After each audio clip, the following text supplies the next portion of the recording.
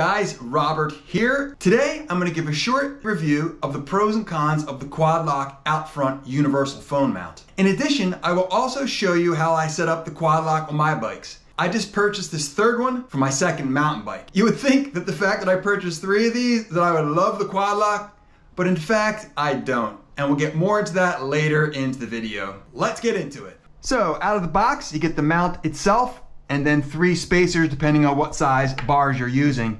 In my case, I had to go with the universal adapter because the phone cases they sell did not fit the phone I use.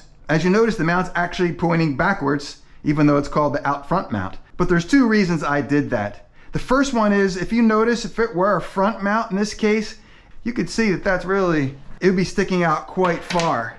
And there's 2 problems with that. The first one, of course, man, it's so susceptible to breaking. If you were to hit a branch or even crash, having the ground come up and knock that out, you could both break the bracket as well as destroy the phone. And the other reason is for safety. If I went over the bars and for some reason my chest came into this, I could easily get injured. So as a result, I put it on backwards, and now it sits further in where it just barely clears the handlebars. And then while I'm sitting, I can still see the phone quite clearly. As I mentioned earlier, they don't have a phone case for my phone.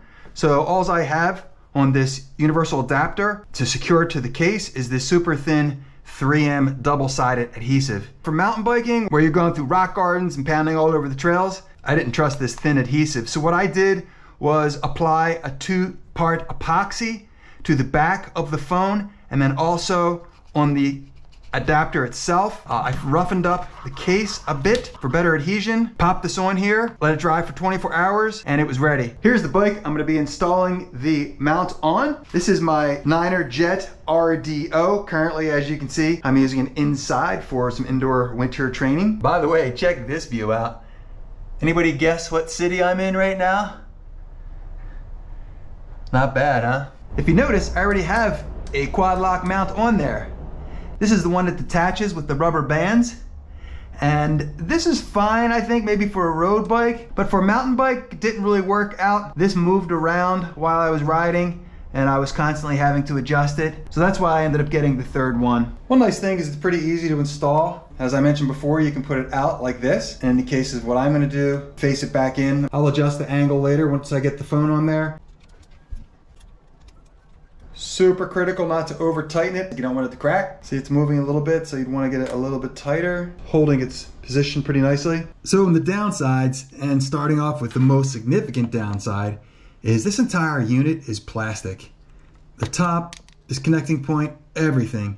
And as you can see here, the screw that will connect the top and the bottom, this one actually swings out, is really thin.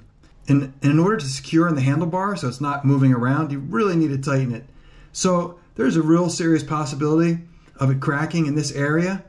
And that also goes to the rest of it. You can see here, it's all quite flimsy. And on the top, this piece doesn't fit in snugly. At times you kind of have to grind it in there to get it on. And as you can see, the plastic here also is deteriorating. They should not have made this plastic. This should be aluminum. So the question really remains is, how long is it going to last? And if it does get slammed, plastic's going to break. And the second issue is related to the first, really. So you could move this from bike to bike by taking it out, removing the screw, which isn't the worst thing in the world. But don't forget, if you're doing that over and over again, you're only going to continually to weaken this plastic here. As I mentioned before, there is no way I'm going to count on that thin sticky part holding onto my phone case when I'm mountain biking. So pretty much you have to add your own adhesive to make sure this doesn't come off, which shouldn't be the case.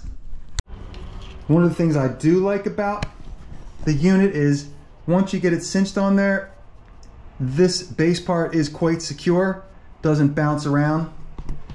You don't have to worry about it moving, even in the most severe rock gardens or whatever you're hammering away at. You've got the extrusions here that simply plug into the back of this case. So you push this blue lever down, start on it sideways, and then it clicks in once you release the blue lever.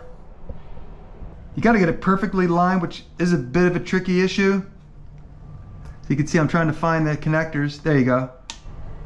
There it is. So it's secure, not super easy to get on there every time, but effective, and it works. Price-wise, it comes in about $60 US for the mount as well as the universal adapter. $60 is not insignificant, and quite frankly, I think it should be more around the $40 range, particularly considering it's all plastic. But all in all, it's not a bad unit. It is secure. There is some issues with quality and longevity, but it holds securely. It comes on nicely, lightweight. So my final rating on the quad lock is going to be a 6 out of 10 stars. Not great, but not bad. Okay guys, that's it. I hope you found this video useful in some way, and if so, do me a favor, give it a thumbs up. I would greatly appreciate it. As always, this is your Intrepid Traveler, Roberto, over and out.